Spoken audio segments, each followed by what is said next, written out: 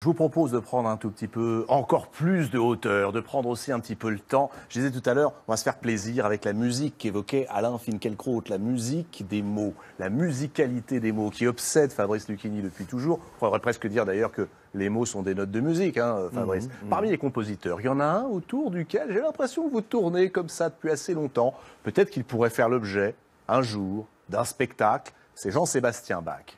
C'est ça? Oui, avec la phrase magnifique de Sioran, que j'adore par-dessus tout. Sans Dieu ne se rend pas compte tout ce qu'il doit à Bach. Sans Bach, Dieu serait un type de troisième ordre. Et la deuxième phrase, c'est « Mais Bach est tellement sublime qu'il rendrait la vie possible dans un égout. » Il y a quelqu'un qui doit... Démonstration, Pardon. si vous le voulez bien. Nous avons parmi nous ce soir deux grands spécialistes de Bach, deux virtuoses. Voici Claire-Marie Leguet et Renaud Capuçon dans la Grande Librairie. Bonsoir. Bonsoir Renaud. Alors, ça c'est un privilège et c'est un cadeau que l'on va continuer à vous faire dans cette émission. Parce qu'on parle de littérature, mais la littérature, on l'a bien dit, c'est la musique également. Vous connaissez Claire-Marie, Renaud et Fabrice Lucchini. Bach, quand je vous ai demandé tous les deux si vous pouviez nous faire l'honneur, le privilège de jouer, vous m'avez tout de suite dit, mais oui, parce que c'est pour Fabrice Lucchini. Renaud Capuçon, qu'est-ce qu'il représente pour vous, ce Fabrice Lucchini, puisqu'on fait les portraits des autres? C'est difficile de le dire devant lui. Ce que je peux dire par rapport à Bach, c'est qu'il est totalement fasciné par Bach. Enfin, on est nombreux à l'être, mais je pense que c'est une musique qui le nourrit. Je parle pour lui, je ne sais pas, mais je pense que c'est une musique qui le nourrit, qui le rassure. C'est une musique qui est universelle, c'est vraiment notre père à tous, Bach. La phrase de Sioran, les phrases de Sioran sont extraordinaires. Elles sont totalement fascinantes. Mais moi, quand je suis en face de Fabrice, je suis comme un enfant qui voit une star, quelqu'un qu'il a vu, qu'il admire. Et en même temps, je suis nourri par ses mots. Je suis nourri depuis des années. J'aime l'entendre parler, j'aime l'entendre délirer parfois, j'aime l'entendre partir dans des... Oui, mais c'est toujours organique, c'est toujours nourri par une scientifiquement, il y a toujours quelque chose d'essentiel. Et voilà, n'écoute pas ce que je dis, mais...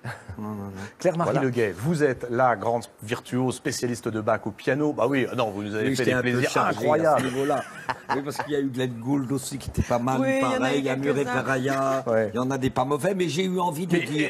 On s'est ne trouvez pas rencontrés qu'elle apporte encore quelque chose d'autre? Bah écoutez, j'ai été dans ma petite librairie à Blois, car pour faire plaisir à Alain, je vais dans une librairie, moi qui ai beaucoup de difficultés à lire, et j'ai été... Il y avait mais tout est mystérieux. L'âme n'est chaude que de son mystère, disait Céline. Mais pourquoi j'ai pris... Je ne la connaissais pas. Leguet, j'ai pas associé que Philippe Leguet était de ta famille. Philippe Leguet, c'est le Alceste cinéaste à avec lequel bicyclette, vous avez beaucoup tourné. énormément Alceste.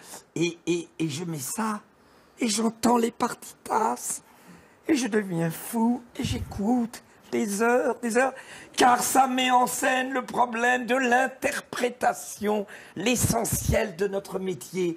Qui a raison, Glenn Gould, Murray Peraya, Claire-Marie Leguet, quand il touche une note? Qui restitue l'amplitude de la vérité de ce que Bach... Alors en plus qu'on sait qu'il n'avait pas de piano. Donc c'est abyssal, nous sommes, nous, obsédés. Parce que vous avez la chance, vous, des grands, pour qui j'ai la plus grande, immense admiration, car nous ne sommes que des nains à côté de vous, vu les heures de travail que vous avez fait. Nous sommes abjects, les comédiens, à côté de vous, parce que nous ne valons rien à côté de vous, parce que vous travaillez 10 heures par jour. Il n'y a pas un acteur qui travaille 10 heures par jour. Michel Bouquet, peut-être. Mais vous êtes des gens qui travaillent comme les danseurs. Et nous sommes des dilettantes, plus ou moins approximatifs. Je rends hommage à Bouquet en l'imitant. Mais là, vous, quand Bach met une note, pourquoi Glenn Gould a un toucher étrange? Pourquoi Peraya a un toucher plus doux? Pourquoi toi, tu as un toucher féminin? Pas féminin, je vais me faire insulter, mais un toucher. Pourquoi? C'est l'art de qui dit la vérité. Et si on les écoutait? Allez. Merci Voici infiniment de ce votre soir présence. au piano Vous êtes très Claire-Marie Leguet, au violon Renaud Capuçon, la sonate en mi majeur de Bach, l'Adagio. Claire-Marie Leguet et Renaud Capuçon. En direct, quand vous voulez.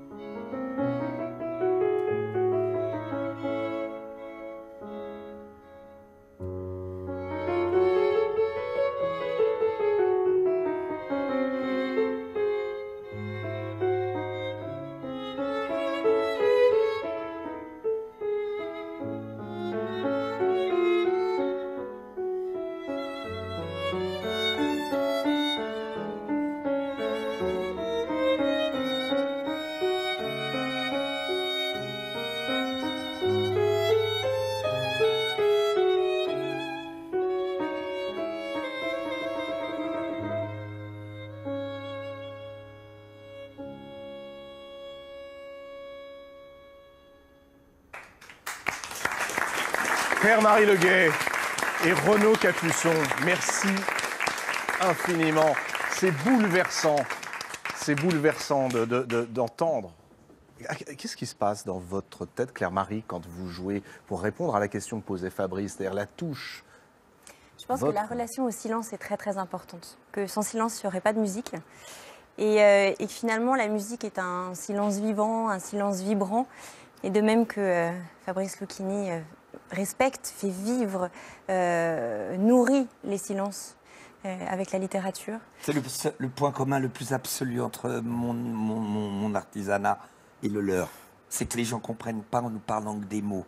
Ça n'est que les silences que nous essayons. Ce qui s'est passé de miraculeux, c'est la première seconde, tac, tac, et puis à un moment, ça y est, ça s'est retrouvé tous les deux là, au bout de 48 secondes, même pas 30 secondes.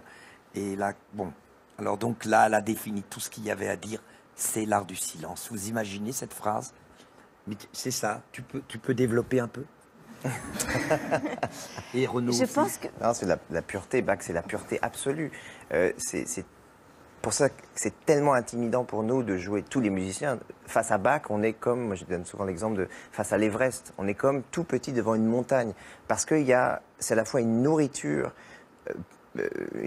spirituelle, une nourriture terrestre, et on est là avec 4 cordes, avec un piano, un violon, et on essaie de restituer cette espèce de miracle qu'est la simplicité. Parce que cette pièce, c'est quoi? C'est une chose pure, simple, sans artifice. Et la difficulté d'un interprète, c'est d'essayer d'enlever son ego, de ne plus exister, mais de garder quand même un peu de soi, autrement on ne serait pas un bon interprète, pour tâcher de restituer Bach, Mozart, Schubert. Et chaque matin, on se réveille, et chaque jour, on réessaye. Et c'est le travail d'une vie. Et c'est pour ça qu'on apprend en permanence. C'est exactement le mot que Louis Jouvet, le plus grand homme de théâtre des 20 siècles qui nous ont précédés, restituer tout l'art du comédien. Ils ont dit tous les deux le programme ahurissant de notre artisanat. Restituer, il a dit. Et est-ce que je pose une question idiote?